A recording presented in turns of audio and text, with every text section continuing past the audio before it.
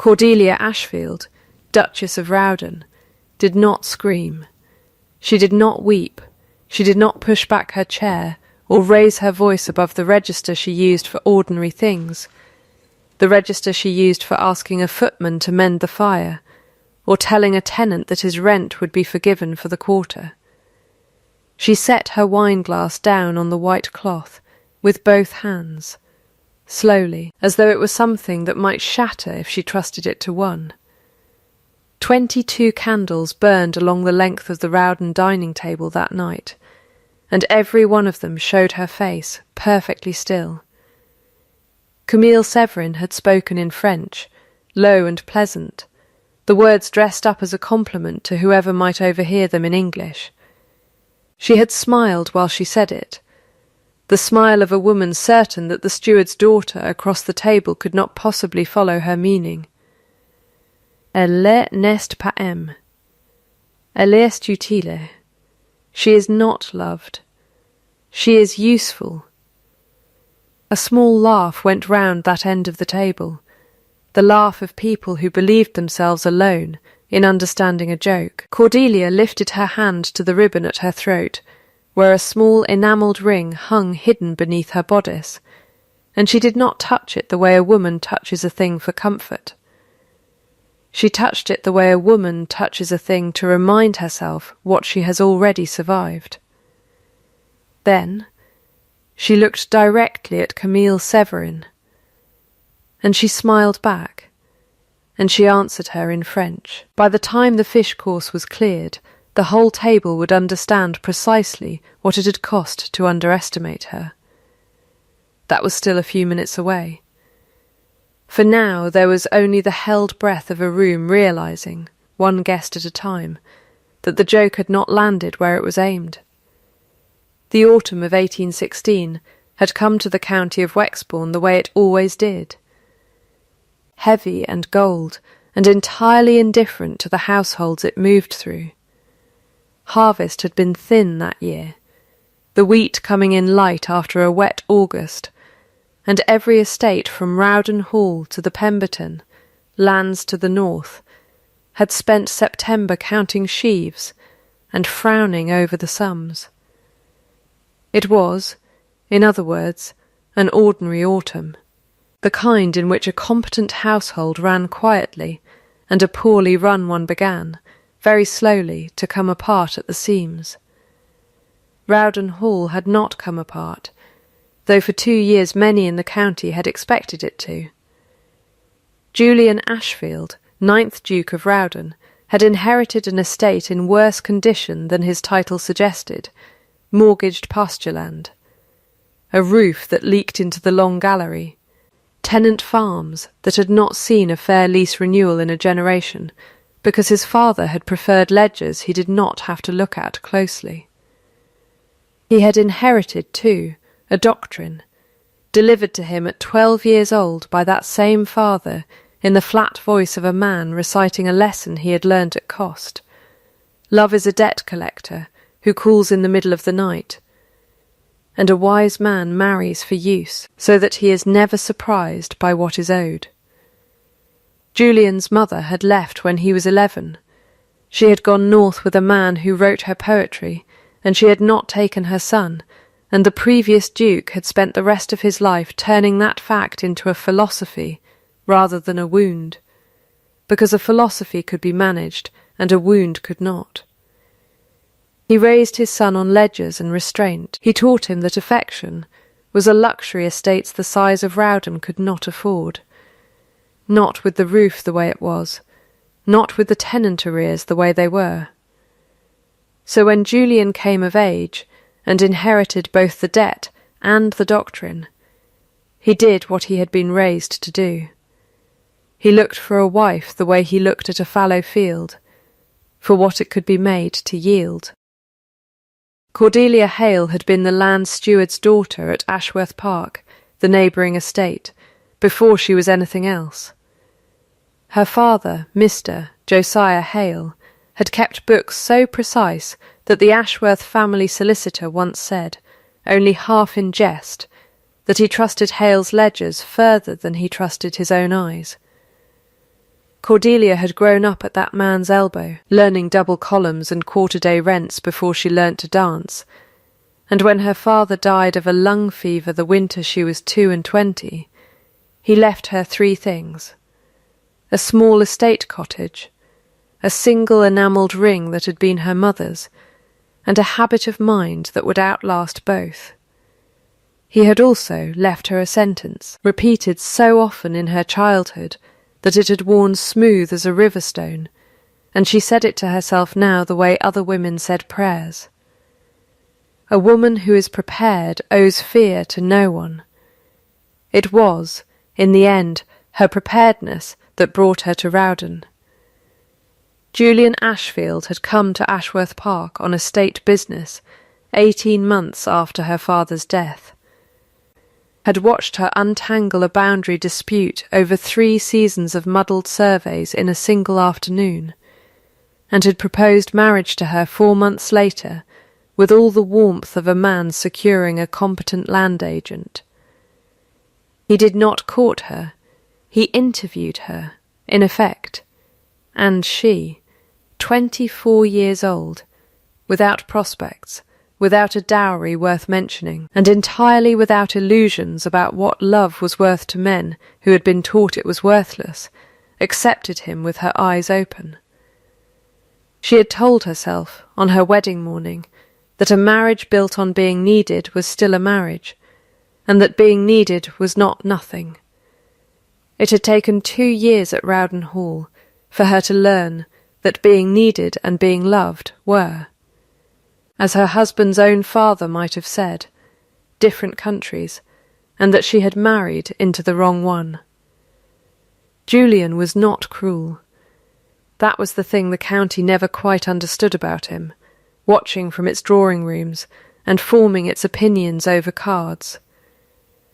He never raised his voice to her.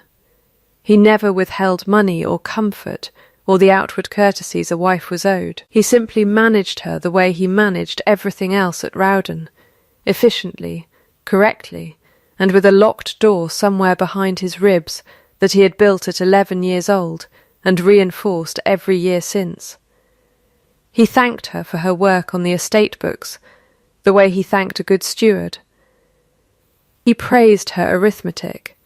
He never once, in 2 years, said a word about her company, her conversation, her face across a table, or anything at all that could not be entered as a credit in a ledger. She had catalogued this quietly, the way she catalogued everything, and she had filed the ache of it away in the place she kept things she could not yet afford to feel. She thought of that place as a drawer in a writing desk, one she kept shut with a small brass key, and she opened it only in the 10 minutes she allowed herself each week, on Sunday evenings, after the house had gone quiet. 10 minutes to grieve the marriage she had not gotten. Then the key turned, the drawer shut, and she went back to the ledgers, because the ledgers, unlike her husband, never disappointed her by being exactly what they appeared to be. It was into this arrangement, orderly, bloodless, and entirely survivable, that Camille Severine arrived in September of 1816, presented to the county as the orphaned daughter of Julian's late Latin tutor, a Frenchwoman of good family fallen on hard times, deserving of charity and a place at good tables. She was beautiful in the particular way of women who have made a study of being watched, and she spoke 3 languages fluently, and she had known Julian Ashfield since he was 17 years old, in ways the county chose politely not to inquire into. Cordelia had known within a week of meeting her exactly what Camille Severin was, and exactly what she had been to her husband before his marriage, and very likely what she still hoped to be after it. She had said nothing. She had simply watched, the way she watched everything, grey eyes cataloguing a room and giving nothing back, and she had waited to see what use the woman intended to make of her charity and her French. She did not have to wait long. The dinner that October was meant to celebrate nothing in particular, the end of harvest, the beginning of the shooting season, an excuse for the county's better families to sit at Rowden's table and admire its restored east wing. Cordelia had planned the menu herself, down to the cost of the fish, and had seated Camille Severin 4 places from her husband, because propriety demanded she be seated somewhere, and etiquette forbade seating her closer. She had thought that distance would be sufficient. She had not accounted for the fact that French, spoken quietly across a dinner table, requires no distance at all to do its work. Camille had waited until the 2nd course, until the wine had done its work on the table's good humour, before she leaned toward the lady on her right and delivered her observation about the Duchess in a French drawing-room murmur, pitched to carry exactly as far as it needed to, and no further. She had looked directly at Cordelia while she said it. She had smiled the whole time, the smile of a woman who believed a steward's daughter would never have had cause to learn a language spoken only in ballrooms and diplomatic drawing-rooms, a language that was, in Camille's private accounting, a kind of paper, the sort of credential the merely useful could never forge. She was wrong about the ledger. She had simply never seen the whole of it. Cordelia Ashfield set down her wine-glass. She did not scream, and she did not weep, and she did not so much as colour at the ears, though every woman at that table who had ever been called useful in a marriage felt, for one unbearable second, the exact shape of the insult land on her own skin instead. Cordelia lifted her chin the smallest measure. She touched the ribbon at her throat once, the way a soldier touches a medal before he walks into a room he has been dreading, and she answered Camille Severin in French, so clean and so unhurried that 3 separate guests would later swear, quite falsely, that she must have been raised speaking it in the nursery. "Vous avez raison," she said. "You are quite right. Je suis utile. Et vous, madame, que faites-vous? Exactement. Part sourire? And you, madame, what precisely do you do, besides smile?" The table went very quiet. Somewhere down its length, a gentleman who did understand French made a small, helpless sound into his napkin that was not entirely a cough. Camille Severin's smile did not move, but something behind it did, the particular stillness of a woman recalculating a sum she had been certain would come out in her favour. Julian Ashfield, at the head of his own table, looked at his wife as though he were seeing her enter a room he had not known existed in his own house. The rest of the dinner passed in the ordinary noise of forks and wine and county gossip resuming its usual channels, but nothing at that table was ordinary again, and everyone present knew it, and no one said so aloud. Cordelia ate her fish. She answered a question about the harvest yields with 3 precise figures that silenced a debate that had been running for a quarter of an hour. She smiled at the appropriate moments and laughed once, briefly, at a joke that was not particularly funny, because a woman who has just detonated a small, elegant bomb in French across her own dinner table does well to appear entirely unbothered by the fact of it. She held that composure through the last course, through the ladies' withdrawal, through 40 minutes of drawing-room conversation, in which 3 matrons found excuses to ask her, with poorly concealed delight, where on earth she had learned her French.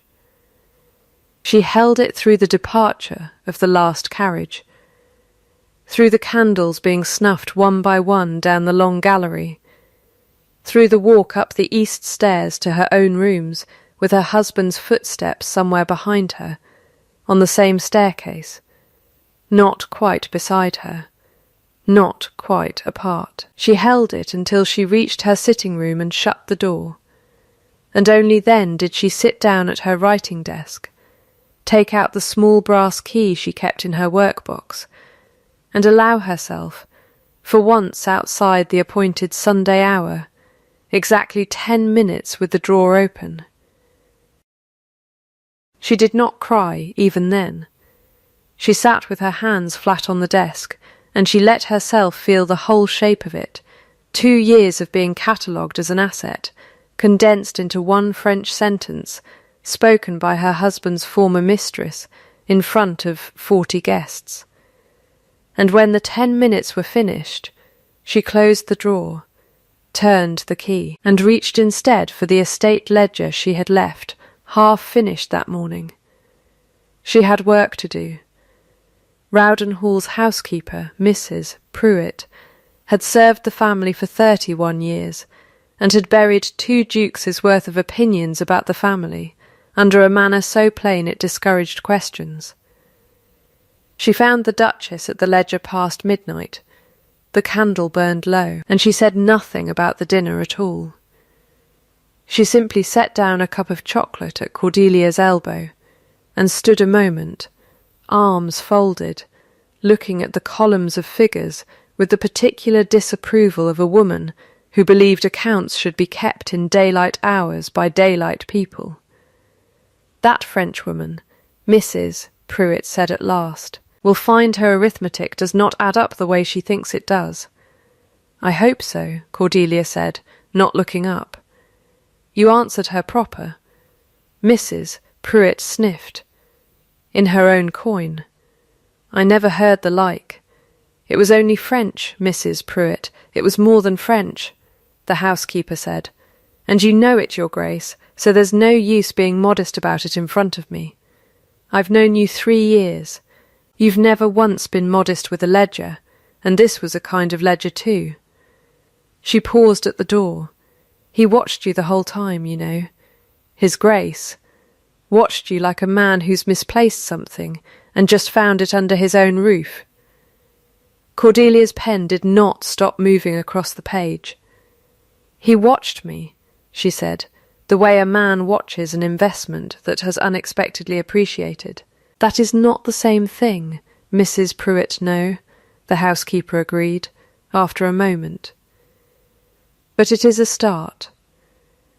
She left, and Cordelia worked until the candle guttered, entering figures into columns that never once lied to her, no matter what else in her life had, and somewhere beneath the arithmetic, quietly, without her quite permitting it, a small unfamiliar thought took root, that a woman who could silence a room in a language not her own might, with time and the right numbers, silence rather more than that.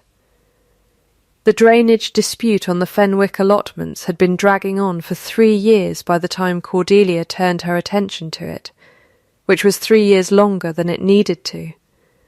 She had heard of it first from Lady Agatha Fenwick, Julian's widowed aunt, who lived in the dower cottage at the edge of the estate, and who had a gift for saying exactly what she thought in exactly as few words as the thought required. Ridley's fields flood every spring because Marsh's tenant built his ditch wrong 40 years ago, Lady Agatha said over tea, the week after the dinner, and nobody has fixed it because nobody wants to pay for it, and everybody would rather argue about whose fault it is than mend it. Julian's father let it run because arguing costs nothing, and mending costs money. You'll want to know that before you go poking at it. I intend to poke at it, Cordelia said. I thought you might. Lady Agatha studied her a moment, the frank appraising look of a woman deciding whether someone was worth her trouble. She had heard, of course, about the dinner. The whole county had heard about the dinner within 2 days, embroidered in every retelling, until Cordelia was rumoured to have delivered her retort in 4 languages, and a Latin epigram besides, and she had come to call rather sooner than the season strictly required. You did well at that table, she said. Better than well. But a clever answer buys you 1 evening of admiration. It does not buy you a county. If you want this house to stop whispering about you as an oddity, and start reckoning with you as a power, you will need to give them something they can see with their own eyes. Out of doors, where the whole parish watches.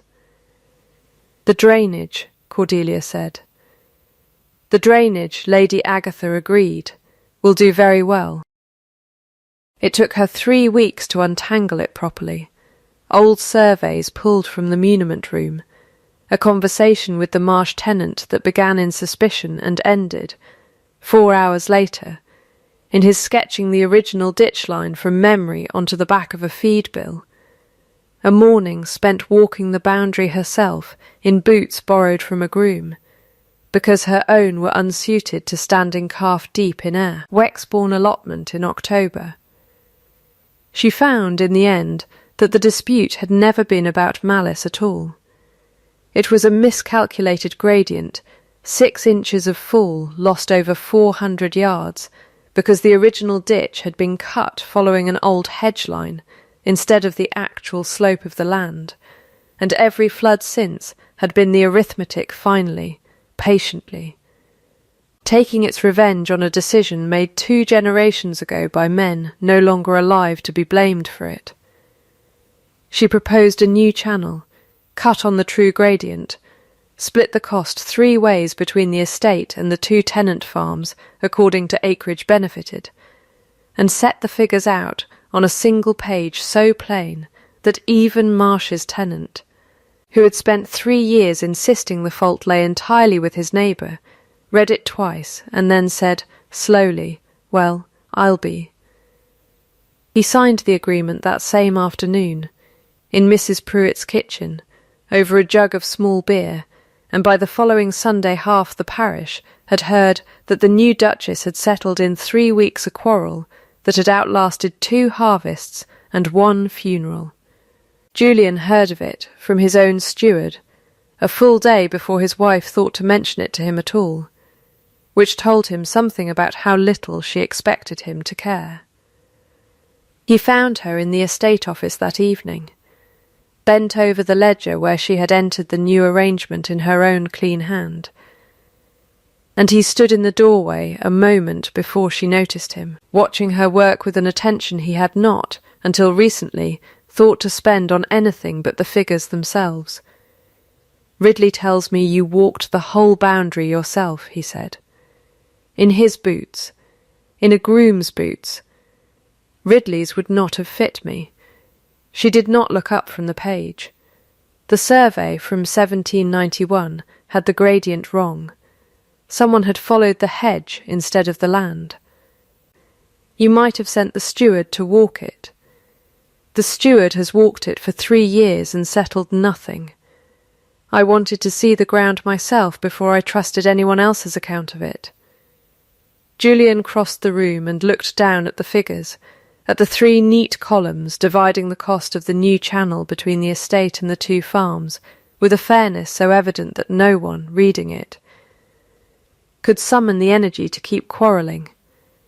He was quiet for a moment. "This is good work," he said.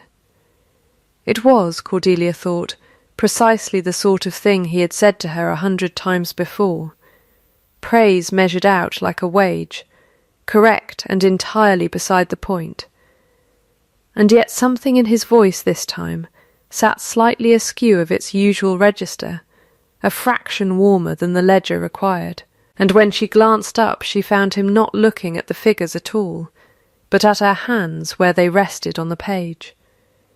"Thank you," she said, and went back to her columns, and did not let herself wonder what the difference in his voice might mean, because a woman who built her composure out of 10 careful minutes a week could not afford to spend any of them wondering about her husband's tone. He lingered a moment longer than the ledger required before he left the room. She marked it, the way she marked everything, and entered nothing about it in any book. Camille Severin had not left Wexbourne after the dinner, though half the county had expected her to, embarrassed into a quiet withdrawal to whatever charitable household had sheltered her before Rowden's hospitality. She stayed instead, taking rooms in the village at the Fenwick Living's expense, a piece of charity Lady Agatha had not authorised, and did not care to examine too closely, since the vicar who authorised it was known to enjoy a pretty face at his table more than his stipend strictly justified, and she began, in the weeks after the dinner, to be seen in the company of a solicitor's clerk from the county town, a thin, ambitious young man named Ellery Finch, in conversations that ended abruptly whenever a third party approached. Cordelia noted this the way she noted everything, filed it without alarm, and returned to her ledgers. She did not yet know what Camille Severin was building. She would not know, in fact, for some months yet, though she would come to understand, looking back, that a woman who spends 3 weeks visiting a solicitor's clerk in a county town is not merely nursing a wounded pride. She is drafting something. And in Wexburn, as in every place Cordelia had ever lived, the thing people drafted when they meant to do lasting harm was, without exception, a piece of paper. Julian Ashfield had grown up believing that a locked door was the same thing as strength, and it took his wife's quiet, unbothered competence, walking a flooded boundary in a groom's boots, answering an insult in a language he had not known she spoke, entering figures in a hand steadier than his own, nearly a full season to begin showing him otherwise. The second trial came in November, when the tenant cottages along the eastern boundary were found, on inspection, to be in a state of disrepair that shamed the estate's account books, which had recorded repair funds spent for 3 years running on work that had, plainly, never been done. Cordelia traced the discrepancy herself, cross-referencing invoices against a builder's ledger she obtained by the simple expedient of asking the builder for it, and found that the previous steward, dismissed the year before Cordelia's marriage, retired now to a cottage 2 parishes over, had been paid for repairs on roofs that remained, by any honest measure, exactly as leaky as they had been in 1812. She brought the discrepancy to Julian in his study, laid the 2 ledgers side by side on his desk, and said nothing at all for a moment, letting the columns speak for themselves. £412, she said finally, paid out over 3 years for work I cannot find any evidence was performed. Ridley's roof still leaks into his hay store. The Coombe cottages are one hard winter from becoming uninhabitable. Julian studied the figures for a long moment, his jaw set in the particular stillness of a man doing arithmetic he dislikes. "My father trusted that steward for 11 years, he said. Your father, Cordelia said carefully, may have found it easier to trust a man's word than to walk the boundary and see for himself. It is not a fault unique to him. It is only expensive when a man in his position indulges it." He did not answer at once. He set his pen down flat on the desk, precisely parallel to its edge, the way he did when he was buying himself a moment to think rather than to speak, and when he looked up at her, there was something in his face she had not seen there before, not quite shame, not quite gratitude, but some unfamiliar country between them. "What would you have me do," he said, "about £412 that no longer exists and cannot be recovered? I would have you fund the repairs properly, this time, and post the new terms where every tenant on the estate can read them," Cordelia said. "Not because it undoes what was taken from them. Because it tells them, in the only language that has ever meant anything to this family, that they will not be lied to again." Julian looked at her for a long moment. "You speak of the estate," he said slowly, as though it were a person one might wrong or right. "An estate is only ever the sum of the people on it," she said. "I learnt that from my father before I learned my letters." He was quiet again, and this time when he spoke it was not about the ledgers at all. "My father used to say that a man who loved anything too much would find it wanted, sooner or later, and would leave him for it, Julian said, not looking at her, looking instead at some middle distance she could not follow him into. My mother left when I was 11. He never said her name again after that, not once, in 20 years. He said instead that a wise man built his house on use. Because use does not walk out the door in the middle of the night with another man's promises in its pocket.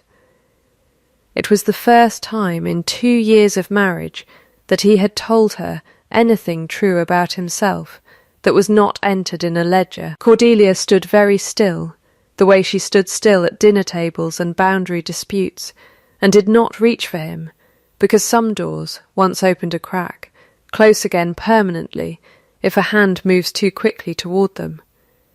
That is a very small country to build a whole life in, she said quietly. It is the only one I was given the map to.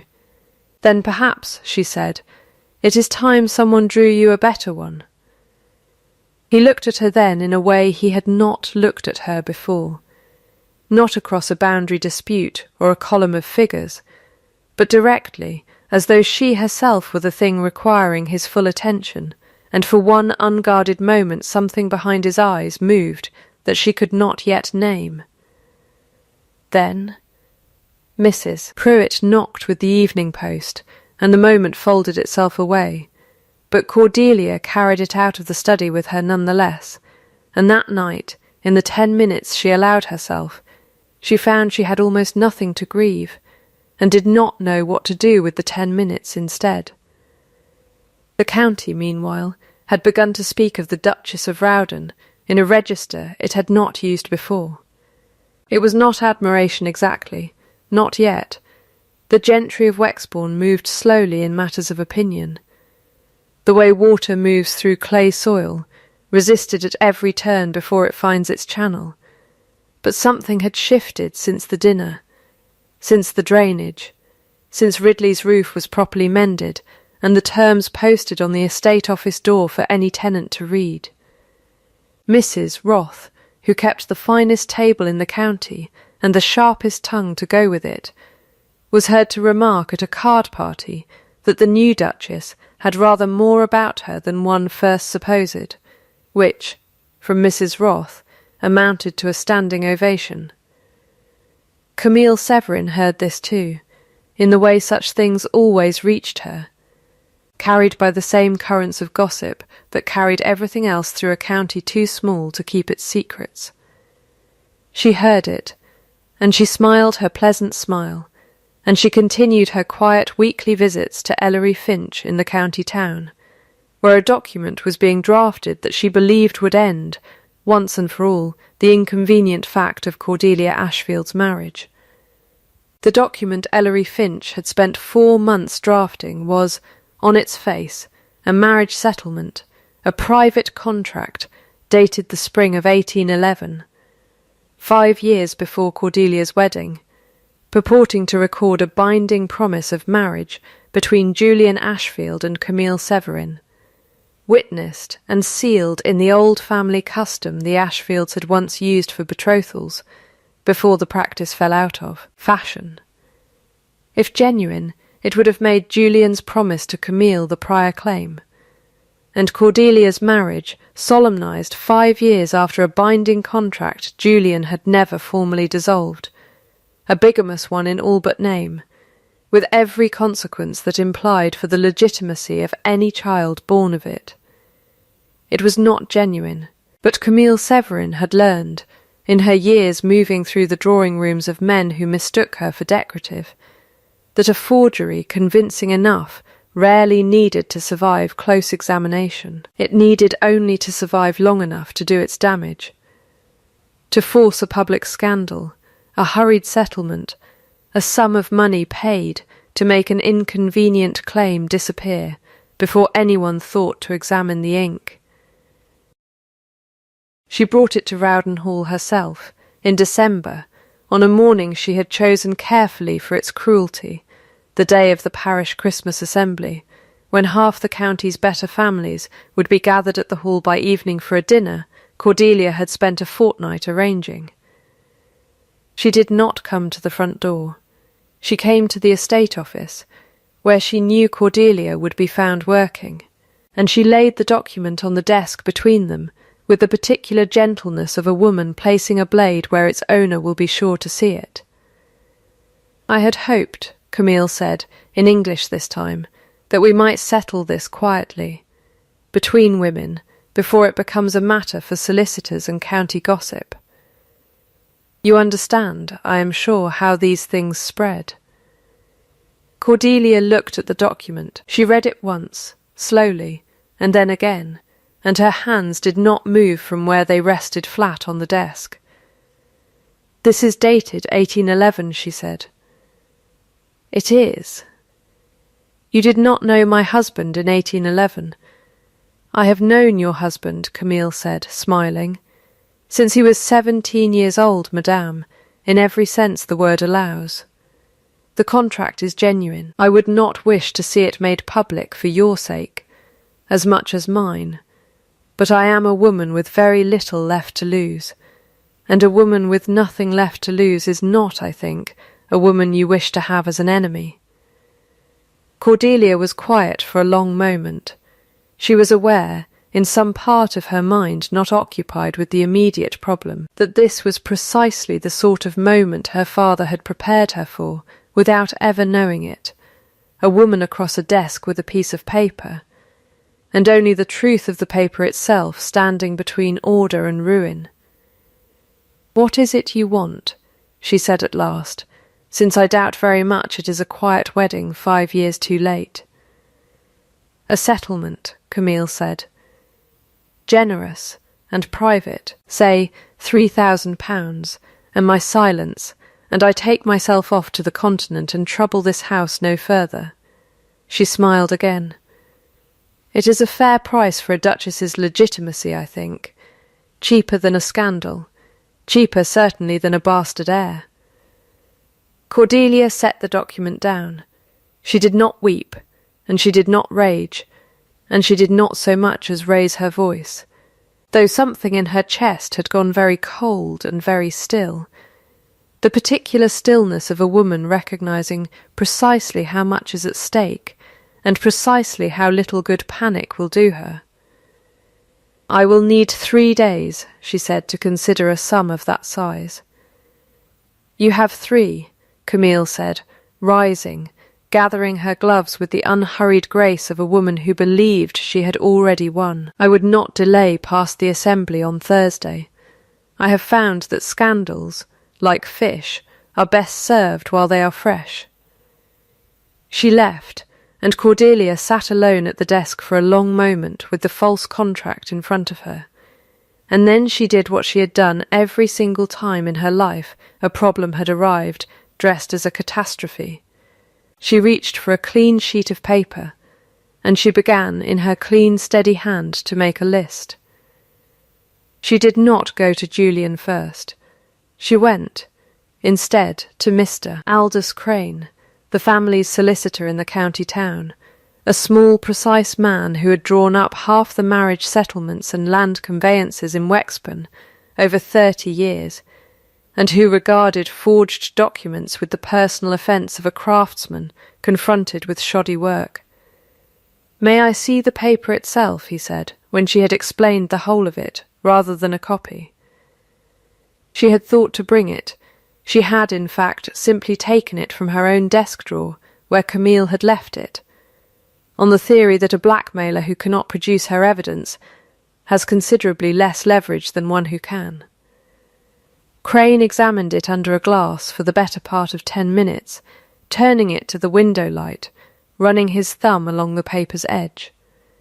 "The seal is a reasonable copy," he said at last, "though not, I think, cut from the original die.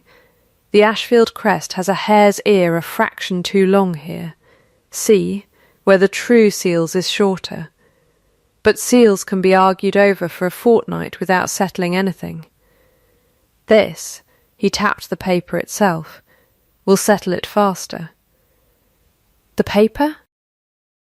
"Watermarks change, Your Grace, the way fashions do, only slower and rather more honestly." He held the sheet to the window. "This is laid paper from a mill I know well, Fens, out past the county town. Been in the same family 3 generations. They changed their watermark in the autumn of 1813, when old Fen died, and his son took the business over and altered the design to include his own initials. This paper carries the son's mark. He set it down. Which means, whatever else is true of this document, it was not written on paper that existed in the spring of 1811. It could not have been. The paper had not been made yet. Cordelia sat very still. "You are certain. I have bought paper from that mill for 30 years, madame. I would stake my licence on it. But you need not take my word alone. Young Fen himself will tell you the same, and swear to it if it comes to that. He keeps meticulous records of his own mill's history. Men who make paper for a living tend to respect the stuff rather more than the men who abuse it." Cordelia looked at the false contract for a long moment and felt something shift in her chest that was not quite triumph and not quite relief, but something steadier than either, the particular satisfaction of a woman who has just watched a lie become, at last, a fact she could hold in her hand and turn to the light. "Will you come to Rowden Thursday evening," she said, "and bring Mr. Fen with you, if he is willing? For a fee no larger than my usual, madame, I would come to watch a forger's paper convict him twice over. It is, in its way, the finest work I do." She had 3 days, and she used every one of them, not merely assembling proof, though the paper alone might have sufficed, but preparing the ground on which the truth would be made to stand. She spoke with Ellery Finch's own clerk fellow at the solicitor's office in the county town, a nervous young man named Peter Wick, who had, it transpired, copied out the false contract's language at Finch's dictation without fully understanding what he was party to, and who confessed the whole of it within a quarter-hour of being asked plainly and kindly rather than threatened. She spoke with the vicar who had extended Camille Severin his living's charity, and found him considerably less willing to vouch for her character once he understood what that charity had funded. And she went, at last, to her husband on the evening before the assembly, and laid the false contract on his desk exactly as Camille had laid it on hers. Julian read it in silence. When he looked up, his face had gone the colour of old paper itself. "This is a lie," he said. "I never signed anything of the kind. I never, Cordelia. In 1811 I was barely 21, and Camille was— I know what she was to you," Cordelia said quietly. "I have known since the week I met her. That is not what concerns me tonight. What concerns me is that she means to present this at the assembly tomorrow, before the whole county, unless she is paid to hold her tongue.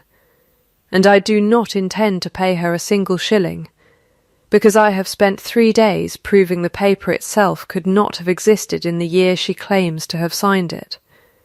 Julian looked at her for a long moment, and something in his face broke open in a way she had never seen it break before. Not the composed stillness of the estate office, not the careful warmth of the drainage dispute, but something rawer, closer to fear, closer to the 11-year-old boy who had watched his mother's carriage disappear down a drive and been told, afterward, that this was simply what love cost. "I should have told you all of it, years ago," he said. "Not merely that she existed, what she was. What I let myself become, believing my father, believing that a marriage built on use could never be taken from me the way love had been taken from him." He stopped, started again.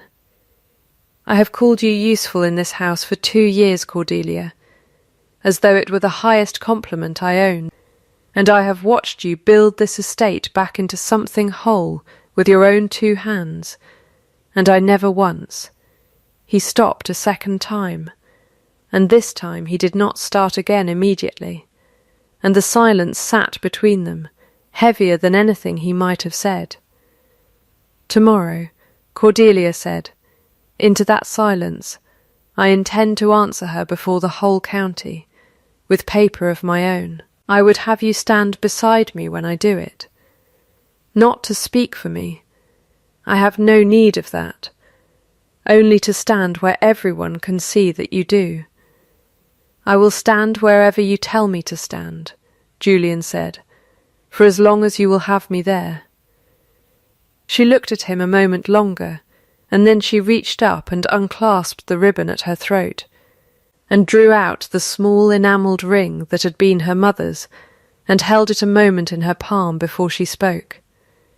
"This was the only thing that was ever entirely mine," she said, "not given to me for use, not paid to me as a wage, just mine, because someone loved me enough to leave it."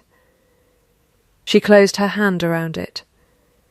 "I would like, one day, for something in this house to feel the same way. I am not asking you for it tonight. I am telling you it is the thing I want, so that you know what you are working toward, if you mean to work toward anything at all." "Show me," she said. When he opened his mouth to answer immediately, too quickly, the way a man reaches for reassurance, he has not yet earned the right to give. Not tonight, and not with words. Show me over time, and I will believe it when I see it, and not one day before. "All right," Julian said quietly. "All right then," she said. And that, for the moment, was the whole of the treaty between them. The parish Christmas assembly at Rowden Hall had never, in living memory, drawn so full a room.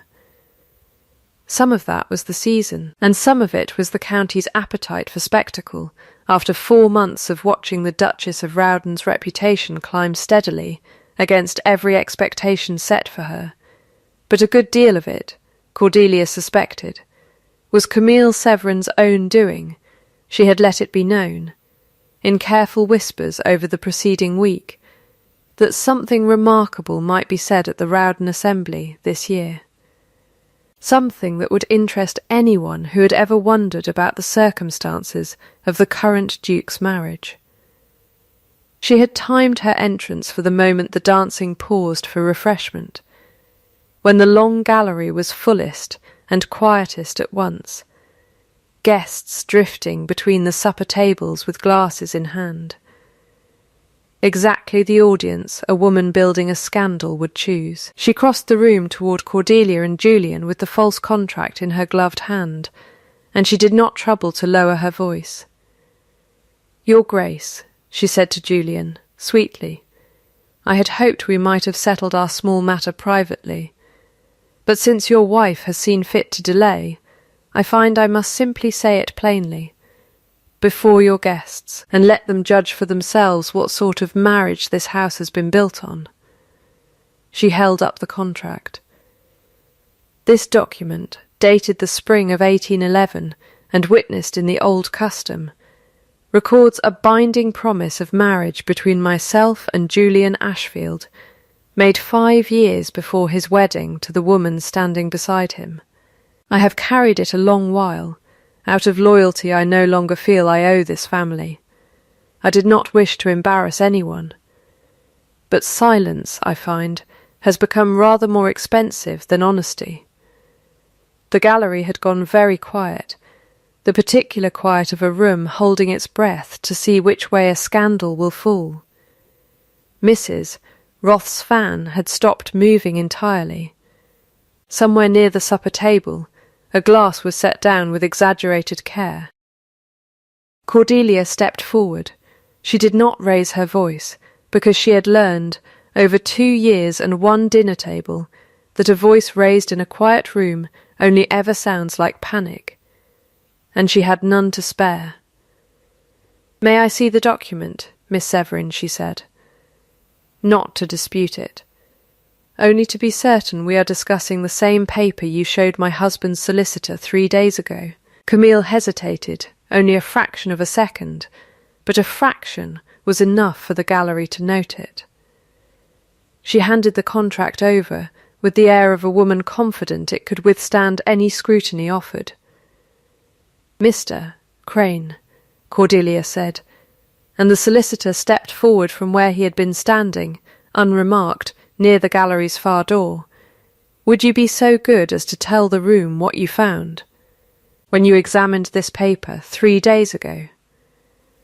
Crane held the document up, angled it toward the candlelight so that its texture caught the glow, and spoke in the flat, unhurried voice of a man who had spent 30 years making dry facts sound like verdicts.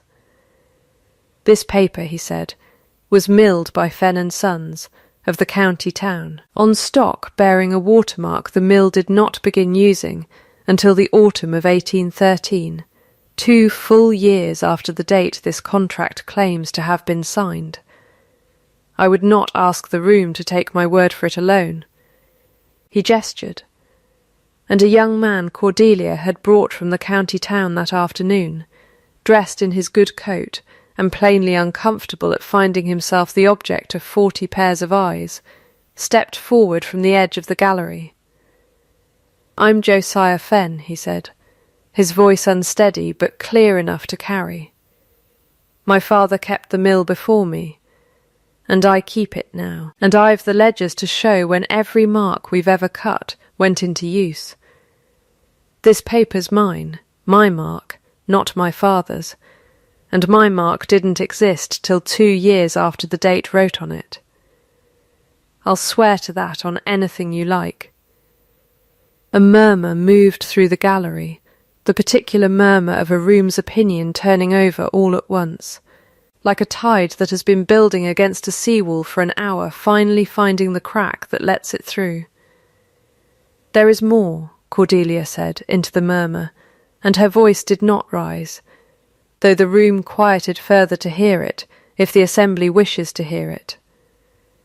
A second young man came forward at her nod, Peter Wick, Ellery Finch's clerk fellow, pale and sweating despite the December cold, but steady enough once he began to speak. "Mr. Finch had me copy the wording out myself," he said, "from a draft he wrote in his own hand, not 3 months past. I didn't know then what it was meant to do. I know now, and I'd rather say so plain than carry it the rest of my life." Camille Severin's composure, which had carried her through drawing-rooms and dinner-tables and 4 months of patient forgery, did not shatter all at once. It simply went out, the way a candle goes out when the wick has finally burned through what little wax was left to feed it. Not a dramatic collapse, but a small, final dimming, there and then not there, and the room watched it happen with the fascinated, faintly pitying attention a crowd gives to any performance it has just watched exposed as one. "This is absurd," she said, but her voice had lost the pleasant certainty it carried at dinner tables, and no one in the gallery troubled to look convinced. Julian stepped forward then, for the first time, and spoke directly to her, quietly, though the whole room could hear him. "You forged a claim against my wife's marriage," he said, "and you did it in my own house, at my own table, in front of people who have known this family for generations. I will not have you charged, Camille, because I do not believe ruining you further serves anyone, least of all my wife, who has already spent this whole matter proving she needs no revenge to be vindicated. But you will leave Wexbourne, and you will not return, and if you ever again put your name near my wife's in any paper, forged or otherwise, I will not extend you this mercy twice." Camille looked at Cordelia for a long moment, something unreadable moving behind her eyes, not quite shame, not quite fear, something closer to the particular exhaustion of a woman finally set down a weight she had carried so long she had forgotten it was heavy. "You might have simply paid me," she said low, almost to herself. "It would have been so much less trouble." I know, Cordelia said, but I have found that the only debts worth settling are the true ones. This was never going to be one of them. She turned away from Camille then, toward the room, toward 40 guests who had come for supper and dancing and left, instead having watched a scandal collapse under the honest weight of a watermark and 2 frightened clerks telling the truth. She did not gloat. She simply inclined her head, the small, precise gesture she used to close a ledger for the night, and said, to no one in particular and everyone at once, I believe the dancing was to resume shortly. Shall we?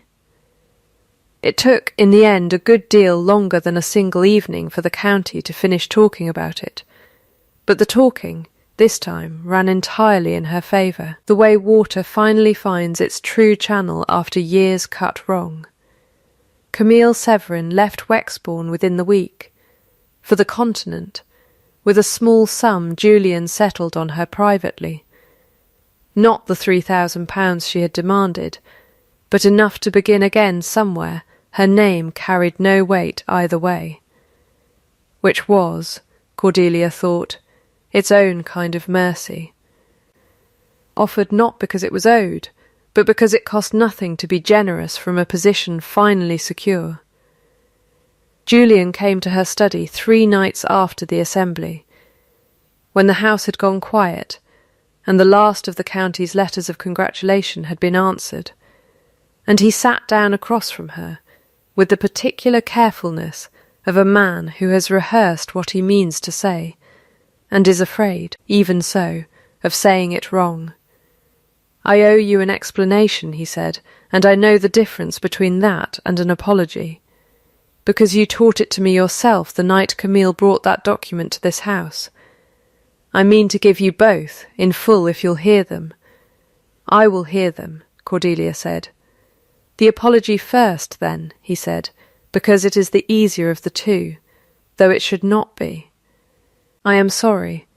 I have called you useful in this house for 2 years, as though it were the whole of what I owed you, and I let a doctrine my father built out of his own wound become the only inheritance I ever offered you.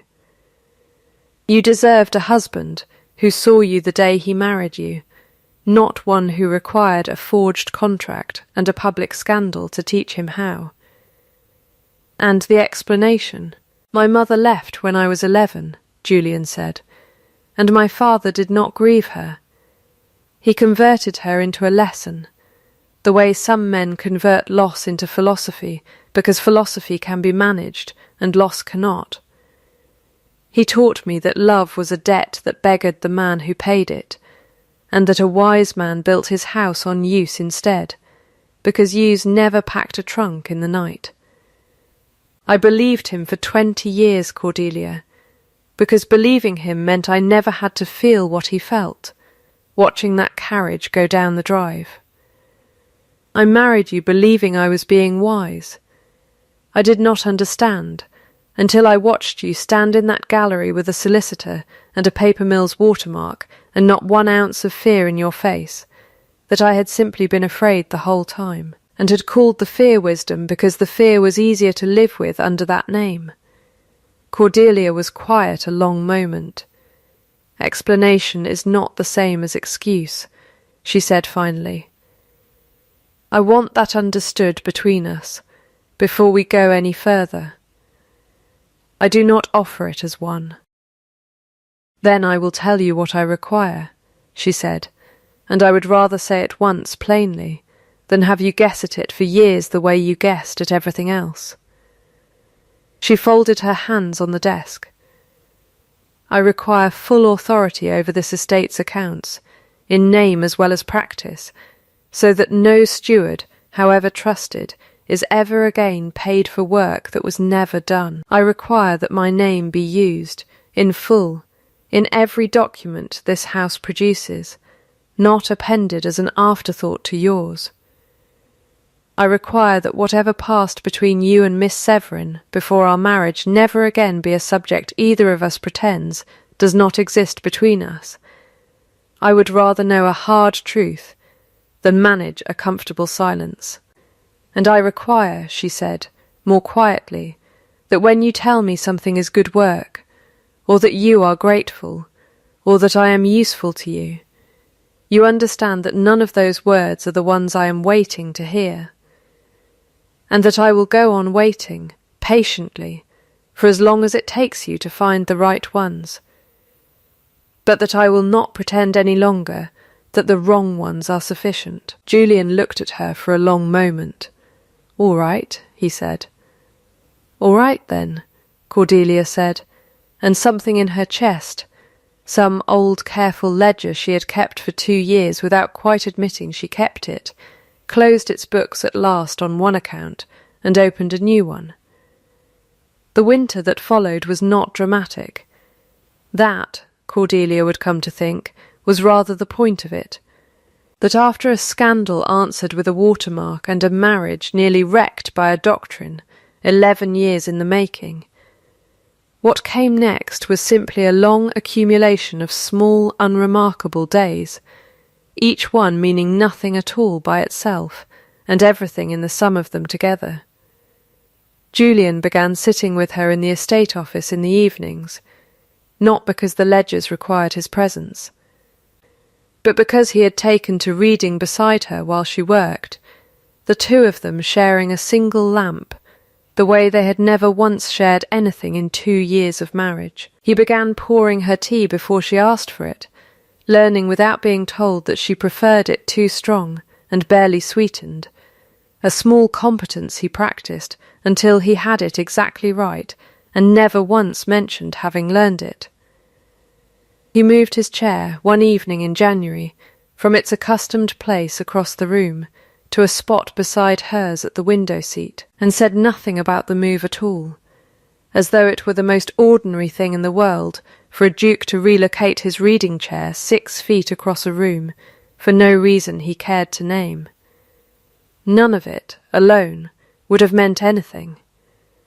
Cordelia understood that, and understood too that this was precisely why it mattered, that a man capable of grand gestures under the pressure of a public scandal was not the same as a man capable of small ones, unwitnessed, on an ordinary Tuesday in February, when no one was watching to see whether he kept his word. There was one evening, in March, when he nearly failed the test. A tenant had come to him directly, bypassing Cordelia's office entirely out of old habit, to request an extension on a quarter's rent, and Julian, falling, for one unthinking hour, back into the pattern of 20 years, the pattern in which decisions about the estate were his alone to make, had granted it on the spot, without consulting the woman who now held, by his own word, full authority over exactly such accounts. Cordelia found out that evening, from the tenant's own grateful mention of it to Mrs. Pruitt, and she came to Julian's study with the ledger under her arm and no anger in her face at all, only a very precise attentiveness. "You granted Coombe an extension today," she said. Julian's face went still, the particular stillness of a man realizing, mid-step, that he has walked back into an old habit without meaning to. "I did," he said. "I should have sent him to you." "You should have," Cordelia agreed. "Not because the extension was wrong. I would very likely have granted the same one myself, on the same terms. But because you told me, in December, that my authority over these accounts would be real, and today, when a decision came to your door instead of mine, you made it alone, the way you have made every decision alone for 20 years, without so much as a thought that the arrangement had changed." "I did not think," Julian said slowly. "That is the whole truth of it. It was not that I chose to override you. It simply did not occur to me, in the moment, that there was anyone to consult." "I know," Cordelia said. "That is precisely why I am naming it now, plainly, instead of letting it pass. Old habits do not announce themselves as betrayals. They arrive dressed as nothing at all, and if no one names them, they simply become the pattern again. She set the ledger down. I am not angry, Julian. I am clear. They are different countries, and I would rather you learn to tell them apart from me than from a stranger's gossip a year from now. It will not happen again, he said. It very likely will, Cordelia said, not unkindly, in some smaller form. Some day when you are tired or distracted, and an old habit is easier than a new one. What will matter is not whether it happens. It is whether you correct it the moment I name it, the way you are correcting it now, or whether you argue with me about whether it happened at all. Then I correct it, Julian said, and I will keep correcting it, for as long as it takes to become the man who does not need correcting. It was, Cordelia thought, watching him say it without a trace of the old defensive stiffness he would have brought to the same conversation a year before, the clearest evidence yet that whatever had changed in him was not performance. Performance did not survive being named twice in the same season. Only structure did. He came to find her a week later, on an ordinary evening with nothing at stake at all, no scandal to answer, and no ledger requiring urgent attention. And he sat down across from her at the window seat where his chair now permanently lived, and he took her hand in both of his in a way he had never once done in 2 years of marriage, without some practical reason attached to the gesture. I have been thinking, he said, about the word you told me you were waiting for, the one that was not useful, and was not grateful, and was not good work. I remember telling you that, Cordelia said. I do not think it is a single word in the end, Julian said. I think my father was wrong about that too. Along with everything else, he thought love was a debt, 3 syllables, easily said and easily broken. I do not think it can be said honestly in 3 syllables at all. I think it has to be said the way you taught me to keep a ledger, in the sum of many small entries, none of them proof by themselves, all of them proof together. He paused. So I will not tell you I love you, tonight, because I do not think the words alone have earned the right to mean anything yet.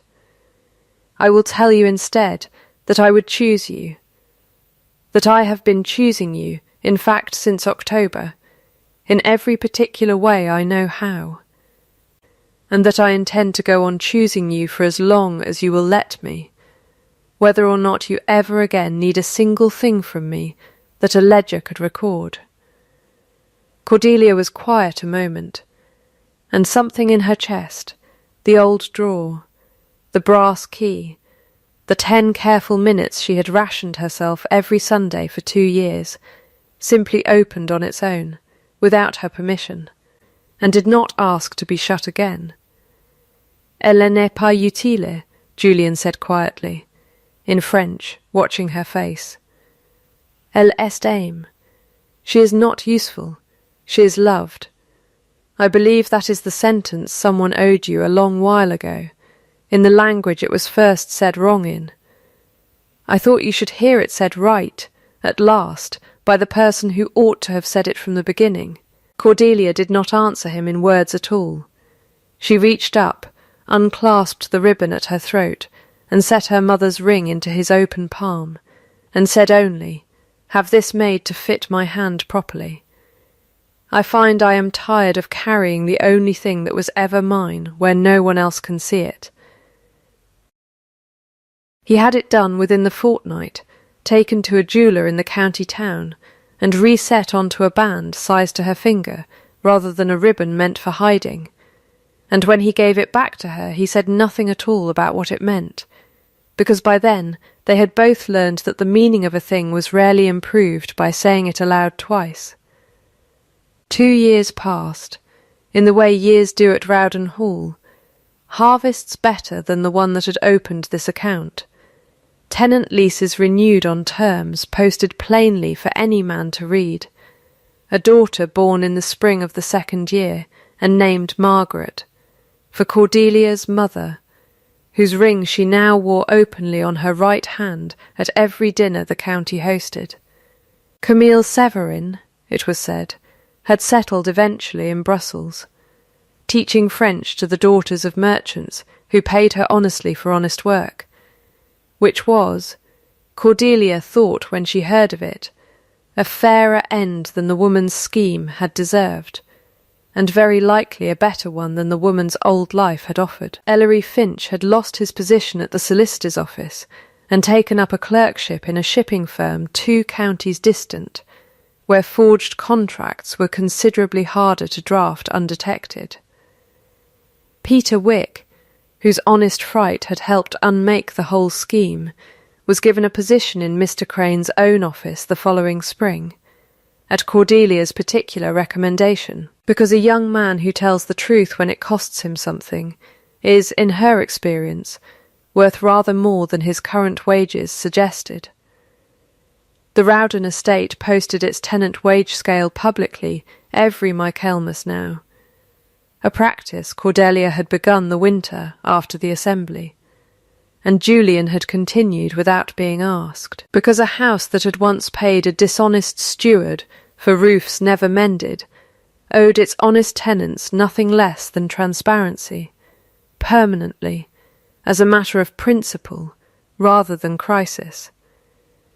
A small school had opened in the village the second spring, funded jointly by the estate and the parish, teaching sums and letters to the sons and daughters of tenant families who had never before been offered either.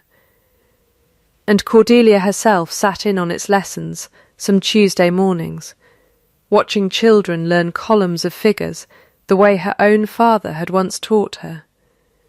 In a room that smelled of chalk and wood smoke, and felt, in its own small way, like a debt finally being paid forward rather than collected.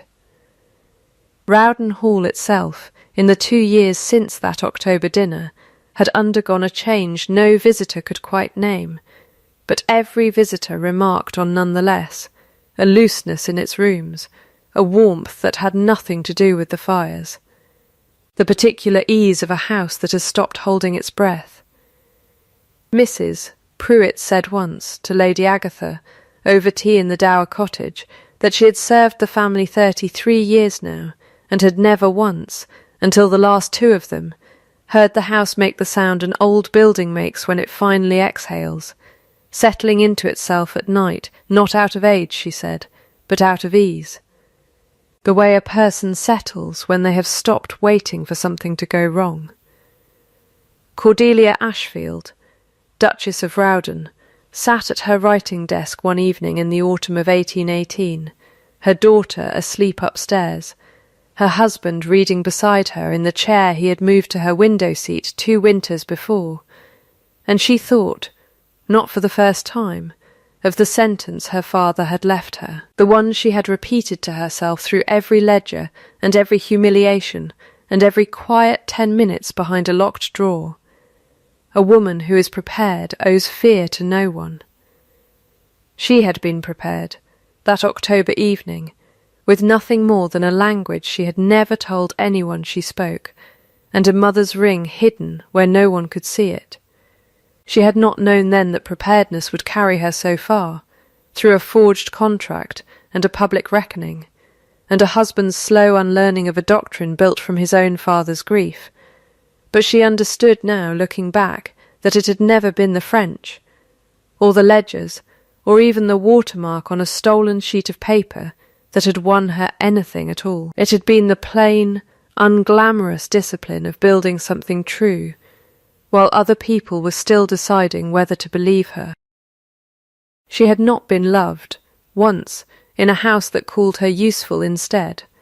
She had not argued with that verdict, and she had not wept over it, and she had not tried to prove it wrong with speeches. She had simply gone on being exactly as useful as she pleased, on her own terms, in her own hand, until the house itself had no honest choice left but to recalculate what it owed her. She had stopped asking to be seen. She had made herself, instead, impossible to unsee, And that, she thought, setting down her pen at last, and reaching for the ring on her hand rather than the ribbon at her throat, was not a thing any man's doctrine, however old, however carefully inherited, could ever again take from her.